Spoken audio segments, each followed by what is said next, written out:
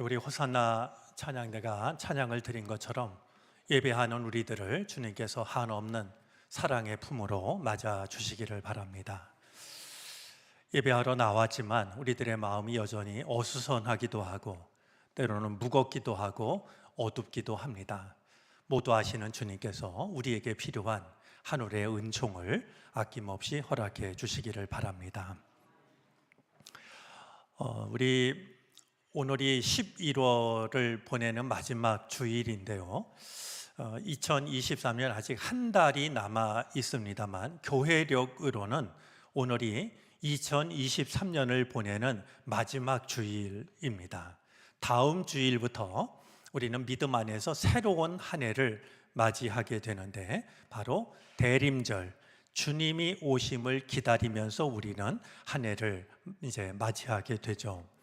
한 해를 보내는 오늘 마지막 주일은 왕국 주일입니다. 하나님의 나라가 우리 가운데 임하기를 바라고 기도하는 날입니다.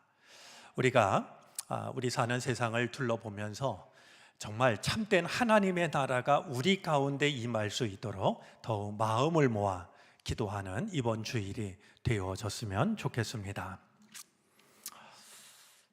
어느 나라에 살든 어떤 형편에 처해 있든 세상 모든 사람들이 가지고 있는 바램이, 소망이 있다라고 여겨집니다. 행복한 사람이 되는 것, 행복한 삶을 사는 것.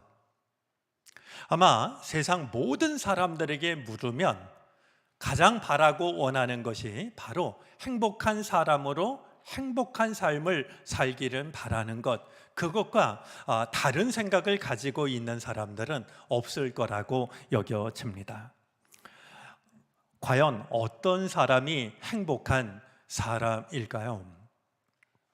한 나라를 다스리는 왕이 있었는데요, 모든 것을 다 가지고 있었지만 한 가지가 없었습니다. 행복하지가 않았습니다. 어떤 중요한 일이 있거나 마음에 고민이 있으면 털어놓는 지혜자에게 어느 날 자신의 이야기를 했습니다. 내가 아쉬울 것이 하나도 없는데 왜 내가 행복하지 못한가? 그러자 이 지혜자가 이 왕에게 어떻게 하면 행복해질 수 있겠는가를 묻는 왕에게 대답을 합니다. 왕이시여, 우리나라에서 제일 행복한 사람의 속옷을 입으시면 왕이 행복해질 겁니다. 이야기를 들은 왕이요, 왕의 옷을 벗고 평복으로 갈아입은 뒤에요, 제일 행복하다 싶은 사람을 찾아갔습니다. 돈이 가장 많은 사람을 찾아갔죠. 행복하냐고 물었습니다. 그러자 그가 대답합니다. 세상 사람들은 내가 제일 행복할 거라고 말하지만 나는 정말 불행합니다. 나는 밤에도 잠을 제대로 자지 못할 지경입니다. 이번에는 공부를 가장 많이 한, 정말 학식이 가장 뛰어난 사람을 찾아가서 행복한지를 물었습니다. 그가 이야기합니다. 배우면 배울수록 내가 아는 것은 모르겠다는 사실뿐입니다. 배울수록 오히려 번뇌가 늘어가니 나는 행복한 사람이라 할 수가 없습니다. 누가 봐도 행복할 것 같은 사람을 찾아가서 물었지만 아무도 행복하다는 사람을 만날 수가 없었습니다. 그가 궁으로 돌아오는데요, 이제 골목길을 돌아서다가 보니까 한 거지가 거적대기 위에 앉아서 구걸을 하고 있는데 세상 가장 행복한 사람의 얼굴이었습니다. 망설이던 임금이 혹시나 싶어갖고 그에게 가서 물었죠. 행복하냐고. 그러자 거지가 대답합니다. 세상에서 나처럼 행복한 사람은 아무도 없을 거라고 말이죠. 임금이 지혜자의 말을 떠올렸습니다. 그에게 조심스레 부탁을 했죠. 혹시 속옷을 나에게 줄 수 있겠느냐고. 그러자 거지가 껄껄 웃으면서 대답을 합니다. 거지에게 무슨 속옷이 있겠냐고 말이죠. 이 지혜자가 임금에게 가르쳐 주고 싶었던 것은 행복은 조건에 달려 있는 것이 아니라고 하는 것, 남이 줄 수 있는 것이 아니라고 하는 것, 그것이 대답이었던 겁니다. 뛰어난 이야기꾼인 앤소니 드 멜로가 그가 쓴 책에 보면 뜻밖의 제목이 있습니다. 그가 쓴 책의 제목 중에 하나가 행복하기란 얼마나 쉬운가, 얼마나 어려운가가 아니라 쉬운가입니다. 그가 이 책에서 들려주는 얘기는요, 인생의 비극은 왜 사람이 행복하지 못하냐 하면 많은 고통을 겪기 때문이 아니라 얼마나 많은 것을 놓치는가. 인생의 비극이 얼마나 많은 어려운 일을 당하는가에 있지 않고 얼마나 많은 것을 놓치는가에 달려 있다라고 말하고 있습니다. 한 나그네가요, 여행을 하다가 한 마을에 들렸는데 한밤중에 정말 잠이 오지 않아서 자다 깨다 하다가 아직도 밖이 캄캄한데 잠이 깨서는 더 이상 잠이 오지 않았어요. 그가 집 밖으로 나가서 동네를 이렇게 산책을 하려다 보니까 커다란 호수가 있습니다. 호숫가를 거닐기 시작했는데요, 웬 자루 하나가 발에 부딪혔어요. 자루를 열어보니까 작은 돌멩이들이 들어있는 거 아니겠습니까? 이 나그네가 그 자리에 앉아서 이 돌멩이를 하나씩 호숫가로 던지면서 이 생각 저 생각을 했습니다. 그러다가 보니까 어느덧 날이 밝아오기 시작했는데요, 일을 하러 길을 나섰던 마을 사람이 이 나그네 옆을 지나가다가 보니까 이 나그네가 말이죠, 뭔가를 호수에 집어 던지는데 마을 사람이 깜짝 놀라고 맙니다. 놀란 마을 사람이 가서 이 나그네가 던지고 있는 돌멩이 던지고 있는 그 손을 붙잡았습니다. 보니까요, 그 자루 속에 들어있는 것은 금덩어리들이었다는 거예요. 그런데 이 나그네가 캄캄하니까 말이죠, 아무것도 보이지 않으니까 돌멩이인 줄 알고 그걸 하나씩 던지고 있었는데 그의 마을 사람이 붙잡아서 손에 들고 있는 이 돌멩이가 마지막 금덩이였다라는 겁니다. 우리로 하여금 많은 것을 생각하게 하는 이야기인데요, 우리에게 주어진 것이 얼마나 소중한 것인지를 모르고 우리에게 주어진 이 하루하루가 얼마나 소중한 것인지를 모르고 그것을 허비하고 있는 말이죠. 그리고 그것이 정말 소중한 것이라고 하는 사실을 마지막 순간에 이르러서야 깨닫게 되는 인간의 어리석은 모습이 이 이야기 속에 고스란히 담겨져 있다 생각이 듭니다. 여러분, 우리가 행복해지는 것, 행복한 사람으로 살아가는 것은요, 그저 우리 인간이 갖는 소망일 뿐만 아니라 성경이 우리에게 전해주고 있는 중요한 가르침입니다. 구약도 그러하고 신약도 그러한데요, 여러분, 시편 1편은 시편 150편의 문을 여는 서시로 여겨집니다. 그런 점에서 이 시편 1편은 다시 한번 바라보게 되는 하나님의 말씀인데요, 기억하시겠습니까? 시편 1편의 주제가 바로 행복입니다. 누가 행복한 사람인지를 말씀하고 있는데요, 복 있는 사람은, 행복한 사람은 악인들의 꾀를 따르지 않고 죄인의 길에 서지 않고 교만한 자리에 앉지 않는 사람입니다. 그는 여호와의 율법을 즐거워하며 밤낮으로 그 율법을 묵상하는 사람입니다. 시편 전체를 대표해서 복 있는 사람이, 행복한 사람이 누구인지를 말씀하고 있는 것이 시편 1편이 되죠. 전도서는 교회 다니지 않는 사람들도 때때로 기억을 합니다. 아마 그 이유가 1장 2절 전도서를 시작하는 말씀 때문이 아닐까 여겨지는데요, 우리가 잘 알고 있는 것처럼 헛되고 헛되며 헛되고 헛되니 모든 것이 헛되도다 라는 말씀입니다. 인생을 살아보니까 모든 것이 헛되다라고 하면서 헛된 것에 관해서 이제 말씀을 이어가는데요, 헛된 것으로 이제 담겨져 있는 내용을 보면 지혜도 헛되다라고 말합니다. 사람이 지혜로워지면 행복해질 것 같은데 지혜도 헛되다는 거예요. 왜냐하면 지혜가 늘어나면 늘어날수록 번뇌도 늘어나기 때문에.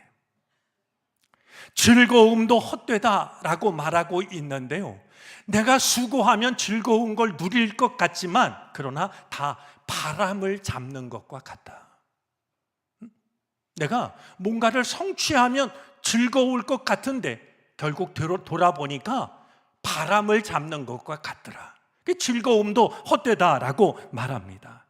수고도 헛되다라고 말하는데요, 수고하면 우리가 수고한 만큼의 결실을 거두니 의미가 있을 것 같은데도 전도서는 헛되다라고 말합니다. 왜냐하면 내가 수고는 내가 했는데 내가 수고한 몫을 수고하지 않은 자들이 차지하는 걸 보면 우리 인생에 있어서 수고도 헛되다라고 말하죠.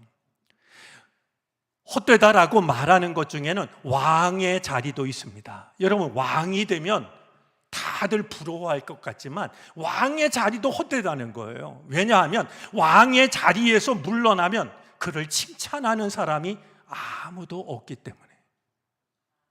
그 자리에 올랐을 땐 대단한 것 같지만 물러나고 나면 아무도 칭찬하는 자가 없으니 왕의 자리도 헛되다, 이렇게 말하는데요, 그런 점에서 이 전도서 5장 20절 말씀은 우리가 다시 한번 새겨봐야 될 말씀이라고 여겨집니다.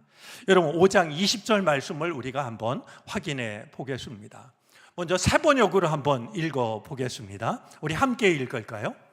하나님은 이처럼 사람이 행복하게 살기를 바라시니 덧없는 인생살이에 크게 마음 쓸 일이 없다. 하나님은 우리 인생들이 행복하게 살기를 바라시니까 덧없는 인생살이에 마음 쓸 일이 없다. 우리 이번엔 공동번역을 보겠습니다. 공동번역은 우리 카톨릭과 개신교가 함께 쓰기로 해서 번역된 책이라 한느님으로 번역이 됐는데 이해를 하시고 한번 읽어주시겠습니까?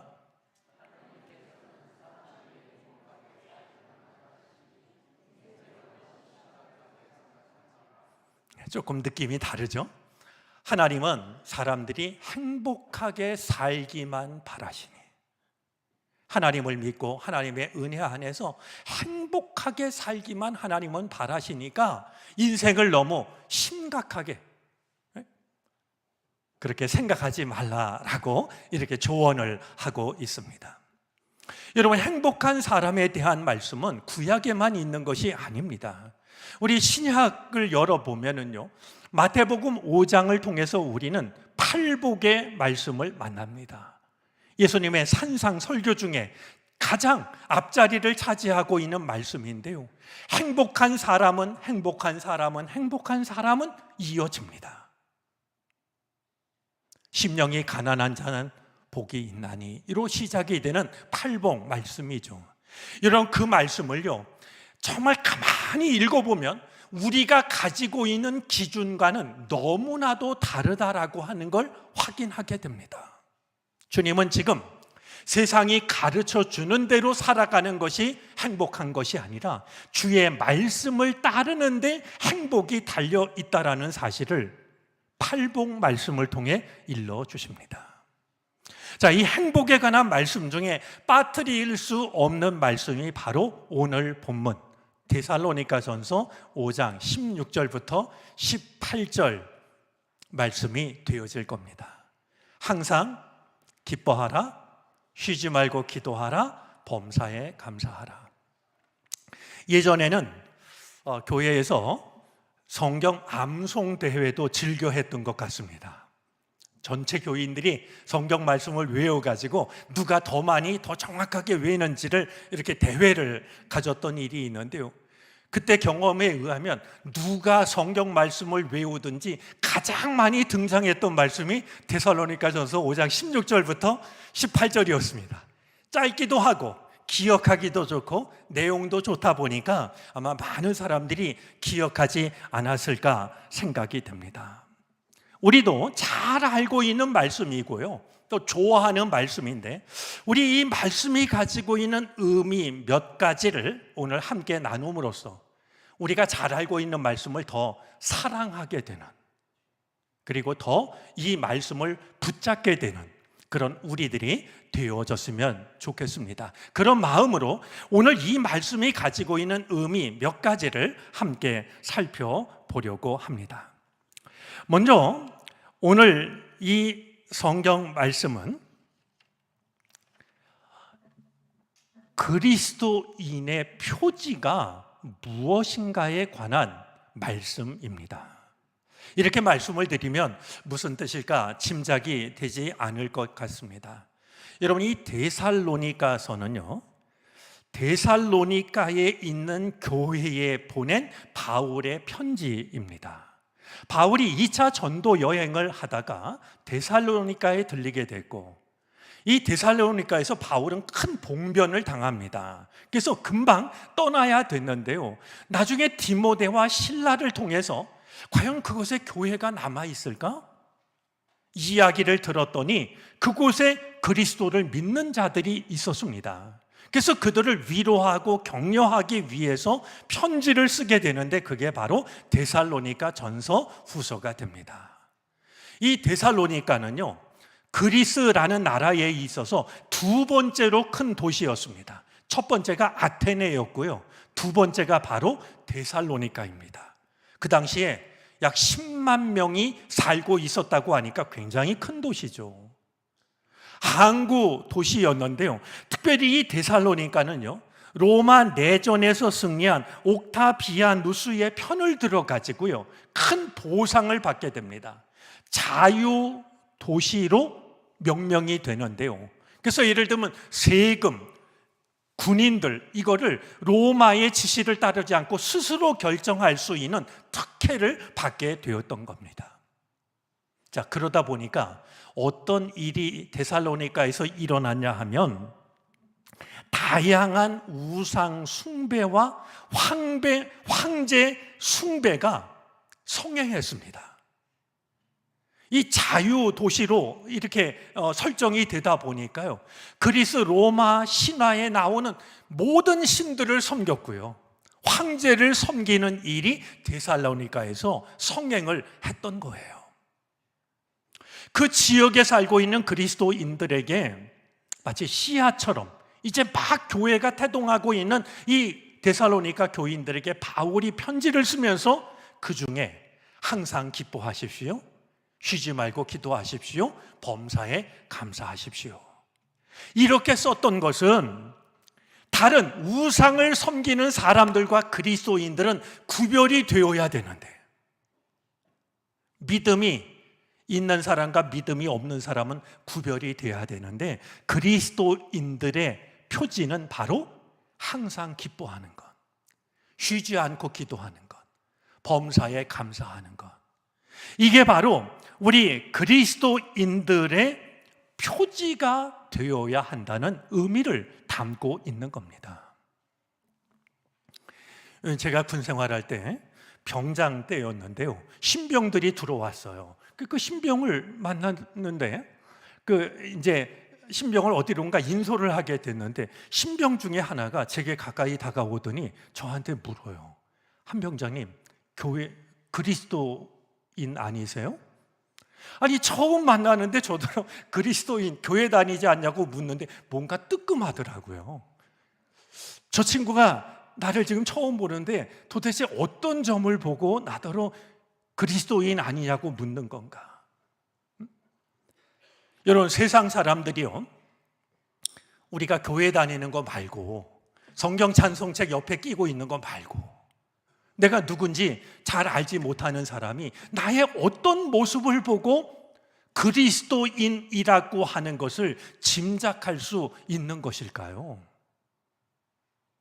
지금 사도 바울은요, 이 데살로니가 지역에 많은 종교인들이 혼재해서 가는 그 속에서 그리스도인들을 향하여서 여러분들이 그리스도인이라면 항상 기뻐하시기 바랍니다. 쉬지 말고 기도하시기 바랍니다. 모든 일에 감사하시기 바랍니다. 그게 그리스도인다운 표지입니다. 여러분과 믿지 않는 사람들을 구별할 수 있는 표지가 되는 겁니다. 이렇게 일러주고 있는 겁니다. 여러분, 우리가 굳이 그리스도인이라고 하는 것을 밝히지 않아도 우리가 늘 기뻐하며 살고 언제나 기도하며 살고 모든 일에 감사하며 산다라고 하면 우리를 바라보는 사람들은 우리가 바로 그리스도인이라고 하는 것을 확인할 수가 있게 되는 것이죠. 우리 목걸이에 십자가가 있는 거, 귀걸이에 십자가가 있는 거, 그게 그리스도인의 표지의 전부가 아니라 항상 기뻐하고 늘 기도하고 모든 일에 감사하는 것, 그보다 더 분명한 그리스도인의 표지가 없다라고 하는 사실을 우리는 이 말씀을 통해서 마음에 담아 두어야 할 것입니다.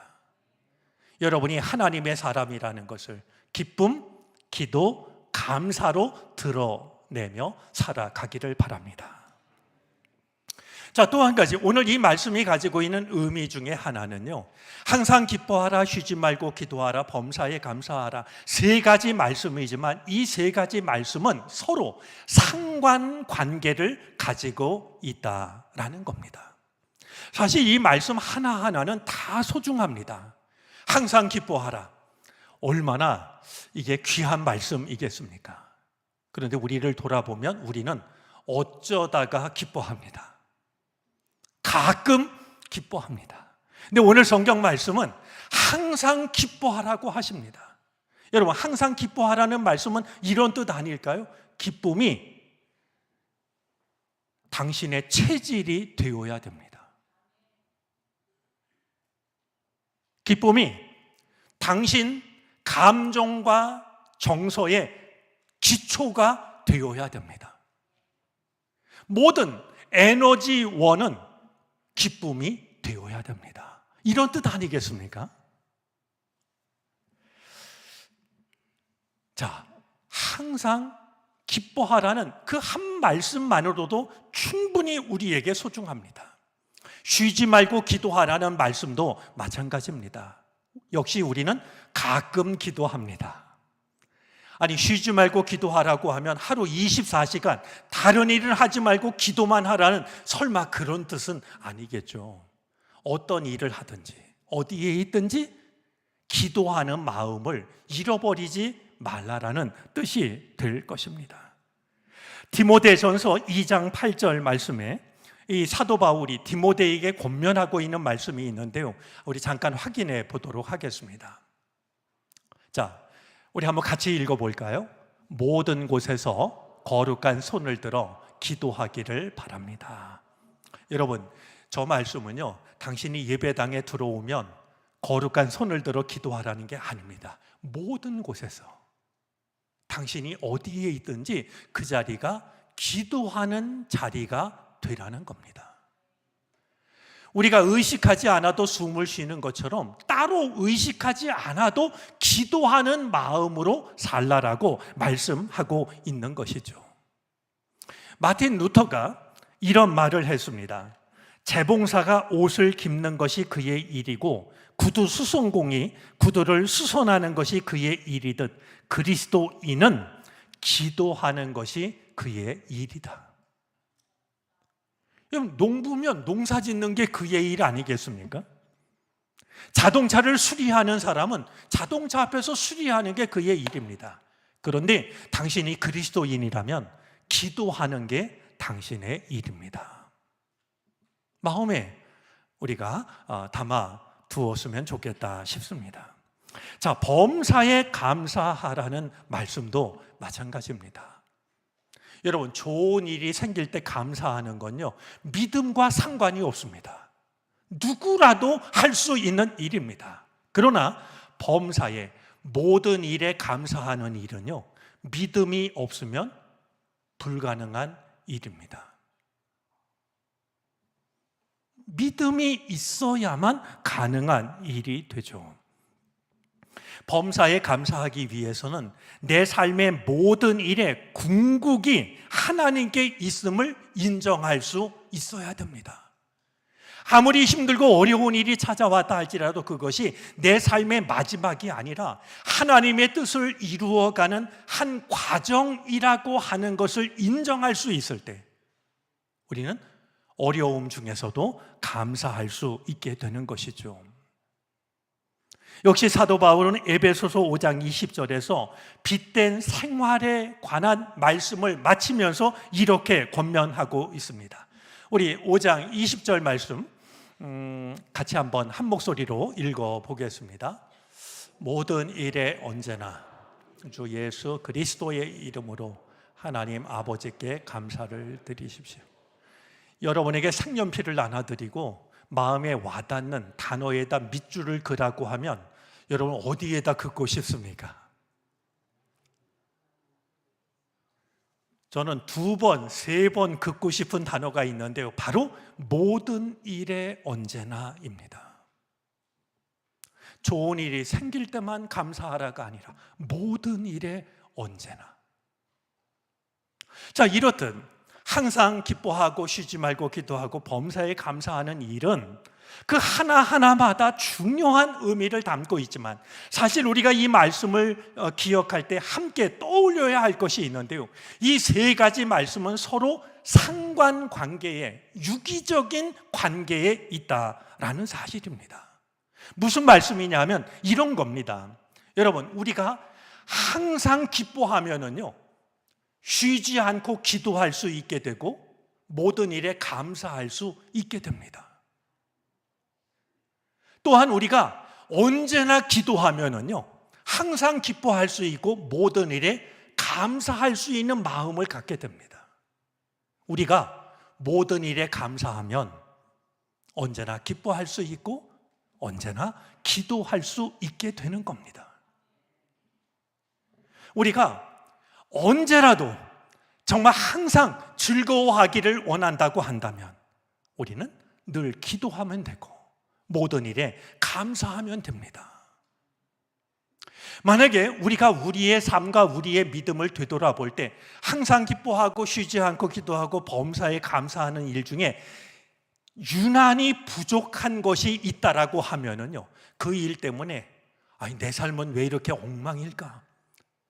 그렇게 낙심하고 불평할 게 아니라요, 나머지 2가지를 살펴봐야 됩니다. 내가 왜 항상 기뻐하지 못할까? 그렇게 느껴지면은요, 내가 주님께 기도하고 있는가? 모든 일에 감사하고 있는가를 돌아보는 겁니다. 내가 늘 기도하지 못한다라고 하면 내가 왜 기도하지 못할까? 이유는 다른 곳에 있는데요, 항상 기뻐하지 못하기 때문에, 모든 일에 감사하지 못하기 때문에 기도도 못하는 겁니다. 내가 왜 범사에 감사하지 못할까? 이유는 다른 곳에 있습니다. 항상 기뻐하지 않기 때문에, 늘 기도하지 않기 때문에 감사하지 못하는 것이죠. 자, 그런 점에서 오늘 이 말씀은요, 3 말씀인 동시에 하나의 말씀입니다. 서로 연관이 되어져 있어서 이것을 온전히 지키게 될 때 우리는 이 말씀이 주는 은혜를 비로소 누릴 수가 있게 되는 겁니다. 따로따로 기억하지 마시고 이것이 서로 상관관계에 있기 때문에 온전한 은혜를 누리기 위해서는 3 말씀을 우리가 모두 기억하고 간직해야 된다라고 하는 사실을 여러분들 이 말씀과 관련해서 늘 마음속에 담아 두시기를 바랍니다. 한 가지 더, 우리가 참 좋아하는 말씀이니까 이 말씀을 기억하면서 함께 기억해야 될 것이 있다라고 여겨지는데요, 여러분, 항상 기뻐하는 거, 쉬지 않고 기도하는 거, 범사에 감사하는 거, 이거는 도덕적인 가르침이 아닙니다. 도덕적인 가르침이 아니에요. 혹은 긍정적 사고방식 아닙니다. 오늘 성경은 이 말씀을 들려주신 뒤에 이렇게 당부합니다. 바로 이렇게 사는 것이 그리스도 예수 안에서 여러분들을 향하신 하나님의 뜻입니다.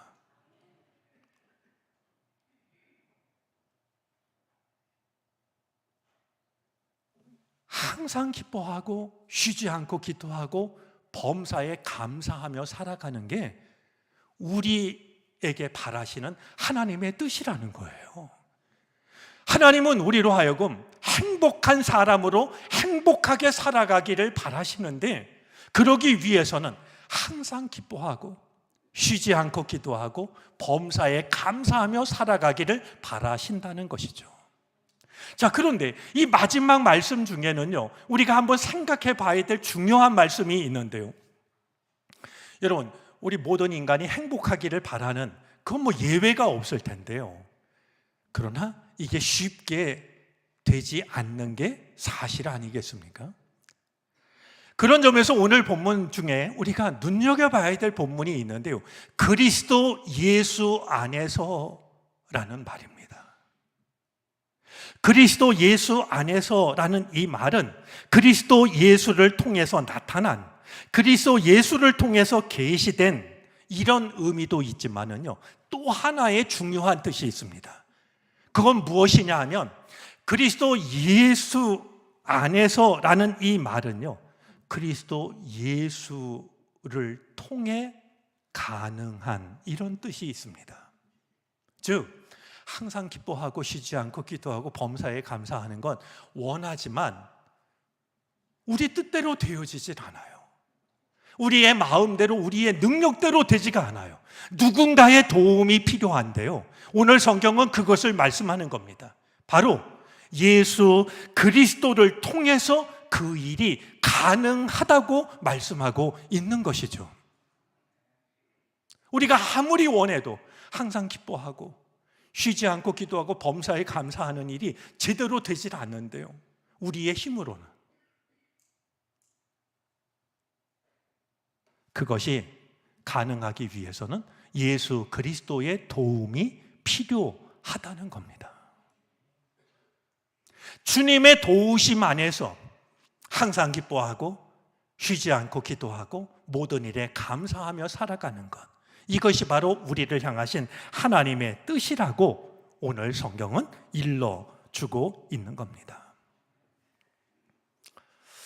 교부 베냐민이라는 이가 임종 직전에 제자들에게 마지막 말을 남깁니다. 그는 이렇게 말했습니다. 임종 직전에 자기를 둘러싸고 있는 제자들에게 마지막 말을 하는 겁니다. 언제나 기뻐하십시오. 끊임없이 기도하십시오. 모든 일에 감사하십시오. 이렇게 하면 여러분은 구원받을 수 있습니다. 그의 말대로 하자면 행복한 사람, 행복을 누리며 살아가는 것은 구원받은 사람들이 누릴 수 있는 하늘의 은총이 됩니다. 오늘 말씀을 따라서 좋아하는 말씀이지만 항상 기뻐하며 사시기를 바랍니다. 쉬지 말고 기도하시기를 바랍니다. 좋은 일이 생겼을 때만 하지 마시고 모든 일에 감사하시기를 바랍니다. 이 모든 일들은 주님의 도우심으로 가능하고, 바로 이 삶을 살아가는 것이 우리를 이 땅에 내신 하나님께서 우리에게 바라고 원하시는 삶입니다. 우리 모두가 행복에 이르는 길을 걸어가는 행복한 사람으로 살아갈 수 있게 되기를 주의 이름으로 축원합니다. 기도하겠습니다.